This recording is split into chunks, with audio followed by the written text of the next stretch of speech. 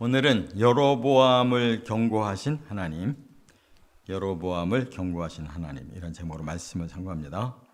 여로보암이 북이스라엘의 왕이 되었지만 시작부터 잘못됐다고 그랬어요. 그건 바로 이제 우상을 남쪽 베델 경계, 북쪽 단이라고 하는 경계 지역에 애굽의 금송아지 신을 거기에다가 산당에다가 해놓고 이게 우리가 섬겨야 될 여호와의 신이다.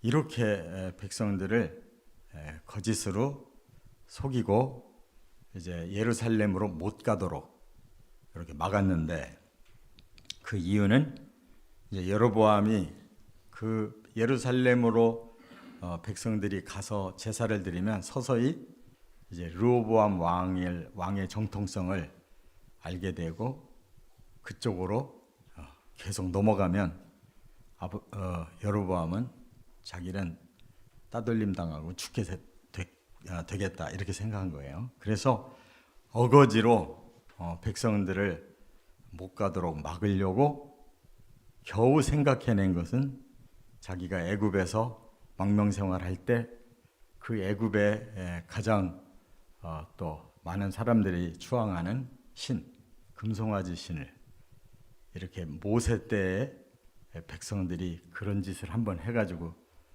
버림받을 뻔했었던 그 짓을 또 한 거예요.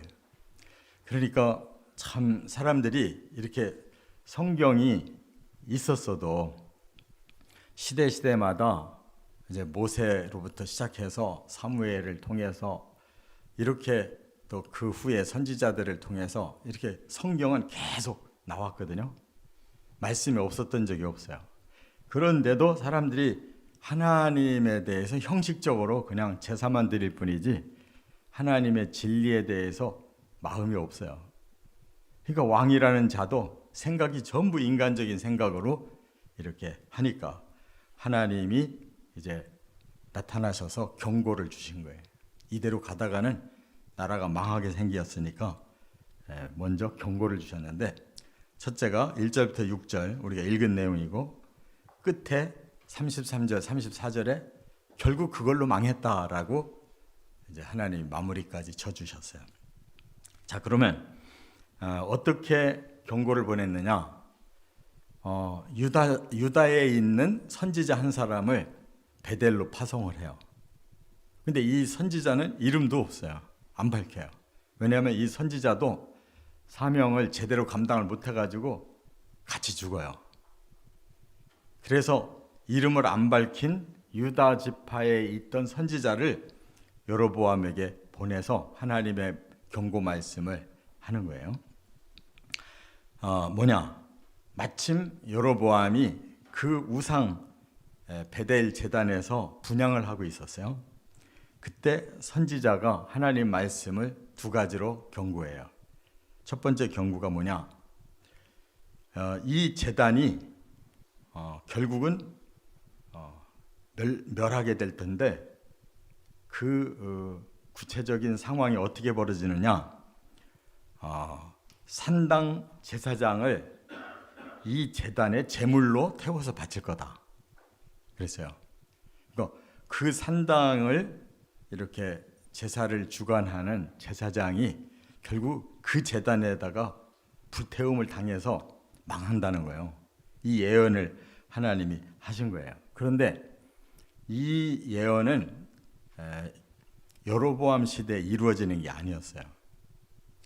여로보암은 딴 일로 죽어요.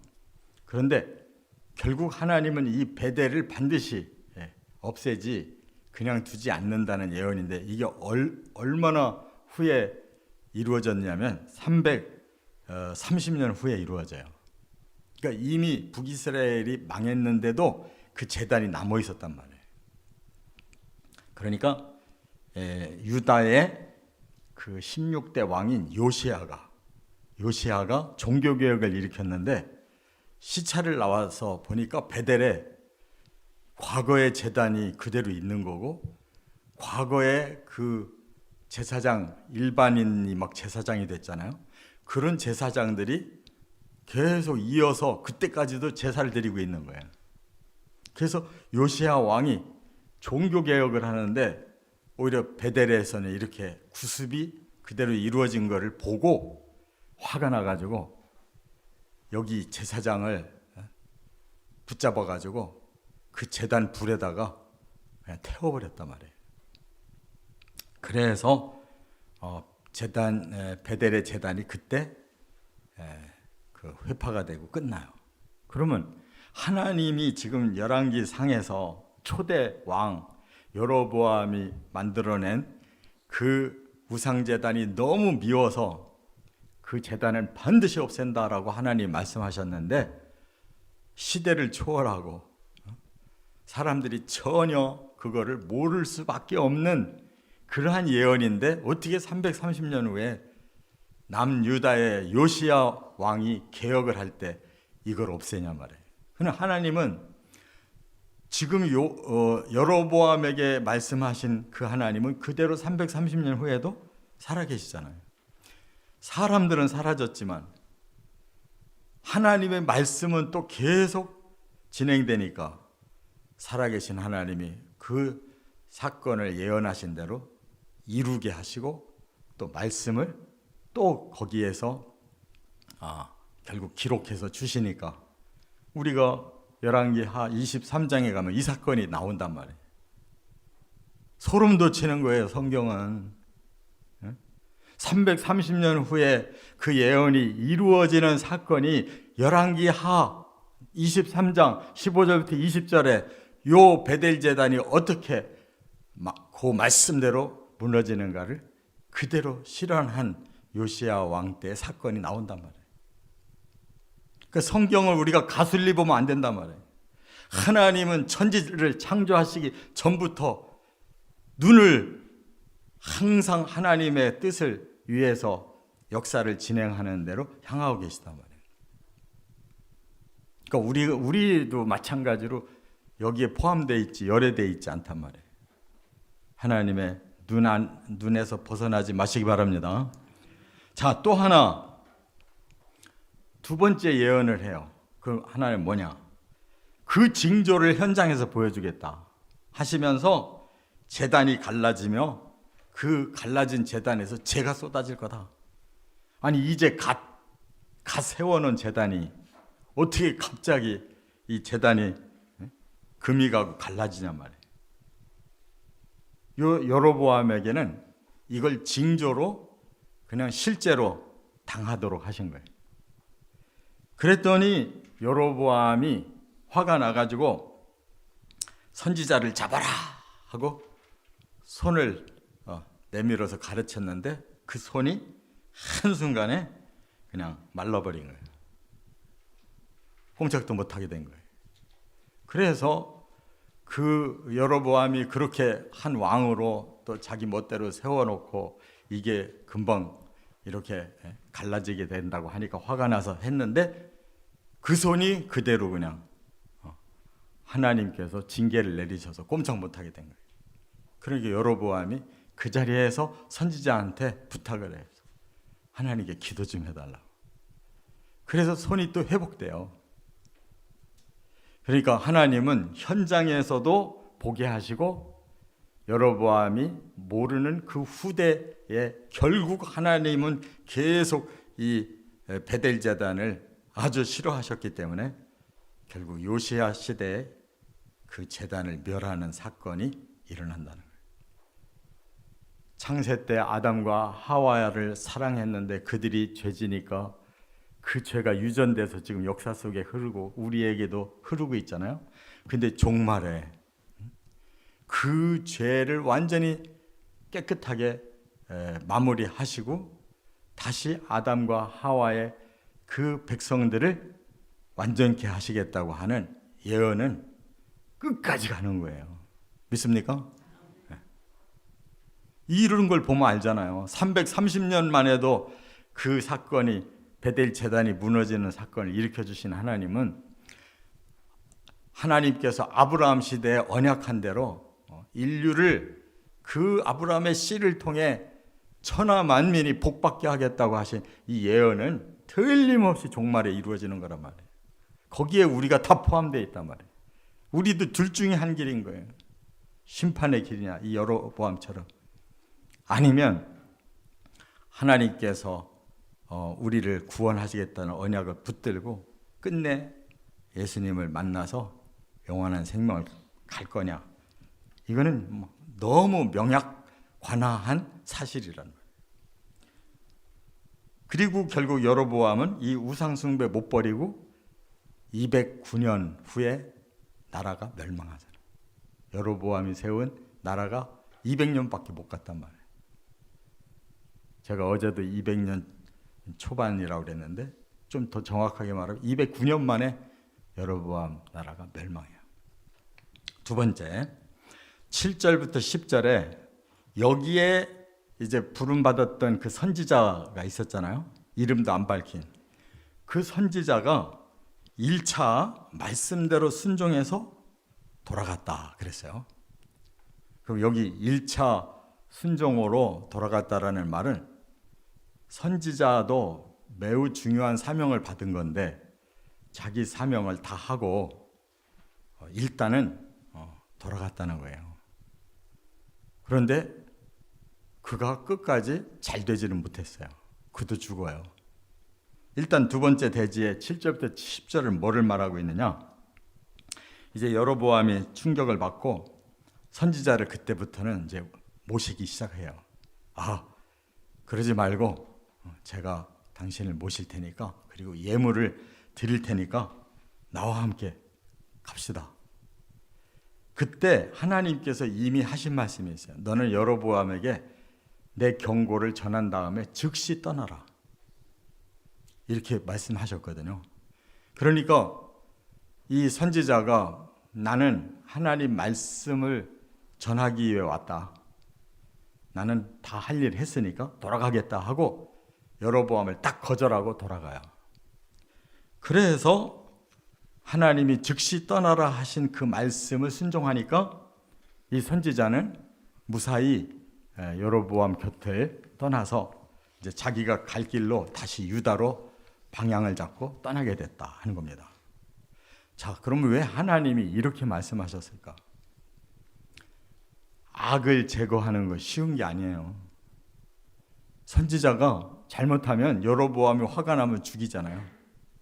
그런데 그걸 못 죽이게끔 손도 마르게 하고 다시 선지자에게 매달리게끔 선지자가 기도하니까 낫게 해주었다는 말이에요.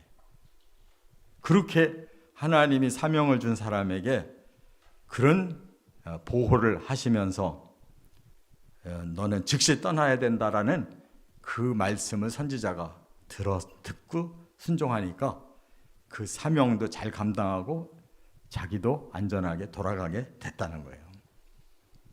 이만큼 하나님의 뜻을 전하고 자기도 순종하기가 이게 무서운 일이라는 겁니다.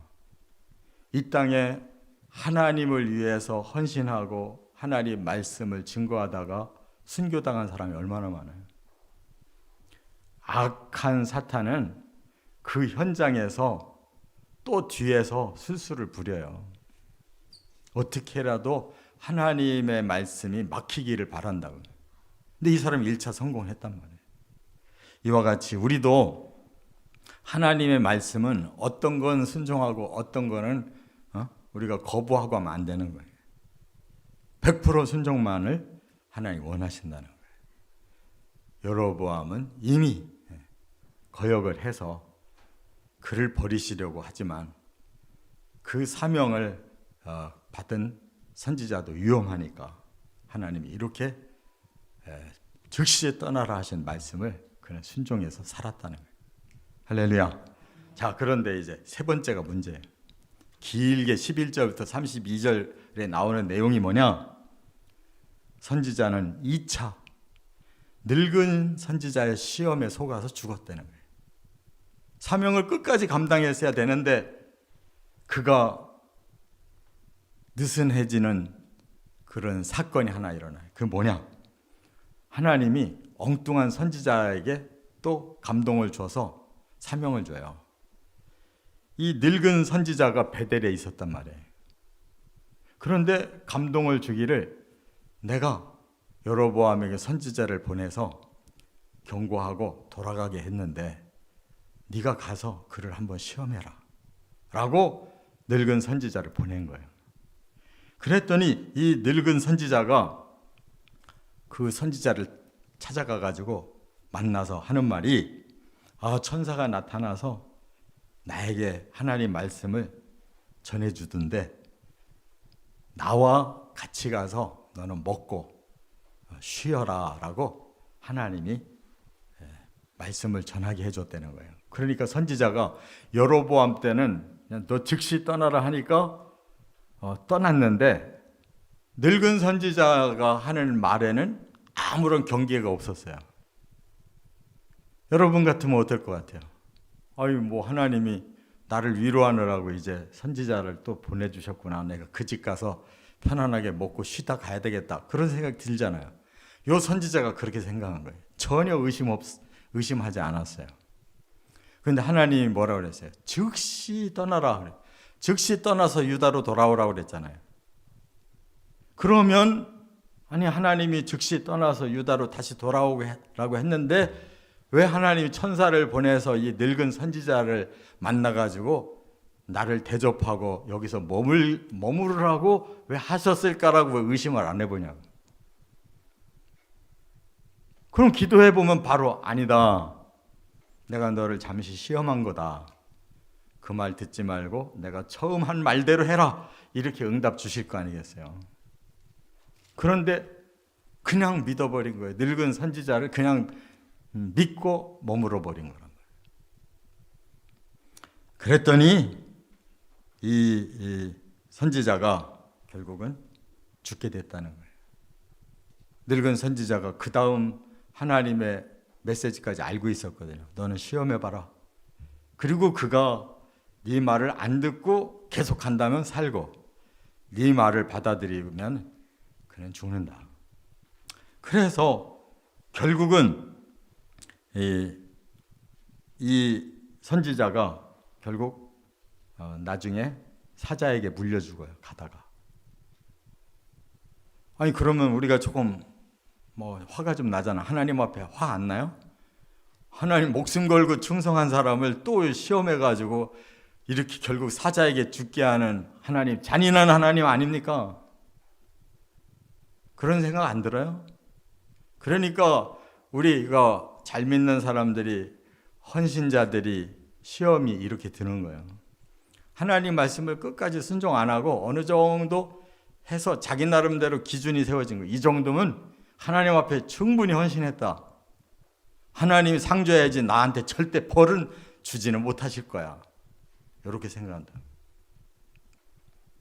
그것도 우리 사람들이 다 인정할 만한 훌륭한 일을 했잖아요. 하나님의 뜻은 그게 아니에요. 이 사람을 정말 이 거짓 선지자의 거짓말까지도 경계해서 하나님 처음 명령대로 끝까지 유다에 돌아가서 하나님께 보고를 하는 것을 원하셨어요. 그러니까 하나님께서 이 정도로 순종을 원하시는데 지금 180도 멀리 가버린 여로보암을 결국 그렇게 징계할 거라는 거고, 그 중간에서 그 어려운 사명을 감당하는 자가 자기 생각으로 돌아가면 절대 안 된다는 거. 끝까지 하나님 뜻을 지켜야 된다는 거예요. 믿습니까? 그거 지금 가르쳐주는 거예요. 하나님이 장난치는 게 아니에요. 하나님이 쓰실 만한 사람들을 시험해서 쓰시는 거예요. 끝까지 순종해야지 중간에 자기 생각으로 바뀌어지면 그것도 하나님은 원하지 않는다 그거예요. 진짜 영광을 줄 만한 선지자는 못 된다는 거예요. 그래서 이 늙은 선지자가 그 현장을 보고 자기도 하나님의 주신 말씀대로 한 거잖아요. 시험해봐라. 근데 시험에 걸려 넘어지니까 결국 나중에 가다가 사자에게 물려 죽은 걸 보고 얼마나 가슴이 아팠겠어요. 왜 늙은 선지자에게 하나님이 그런 테스트를 하게끔 사명 주셨을까요? 그래서 이 늙은 선지자가 너무 가슴이 아파서 나도 죽거든 이 사람 옆에 묻어줘라. 우리 하나님 일 하는 사람들이 이렇게 서글픈 일인 거예요. 어중분하게 하면 서글픈 일이라. 왜? 그만큼 중요한 일이에요. 하나님 일이. 그래서 제대로 진리를 살려서 진리대로 사람들을 가게 하려고 이런 사건을 하나님 일으키시고 성경에 남겨놨단 말이에요. 뭐 헌신해. 내가 이렇게 하나님 앞에 몸 바쳐서 평생 동안 헌신했는데 하나님 나한테 이렇게 하셔도 됩니까? 이런 그따위 아니한 생각, 아니한 말 하면 안 된단 말이에요. 끝까지 죽도록 헌신하라고 그랬지. 계시록에 그랬잖아요. 죽도록 충성해라. 그리하면 하늘에서 너의 상이 있을 거다. 우리는 하늘에서 받을 생각해야지 이 땅에서 받을 생각하면 헌신자 아니라는 거예요. 그러니까 우리가 할 수 있는 최선을 다해서 다 드려야 되는 거예요. 할렐루야. 사람의 생각으로 그 하나님의 말씀을 이렇게 절단해버리면 안 된다는 거예요. 하나님의 계획을 사람이 판단하고 막으면 안 된다는 거예요. 바로 이 말씀을 우리의 마음에 깊이 명심하고 살아가시기를 주의 이름으로 축원합니다.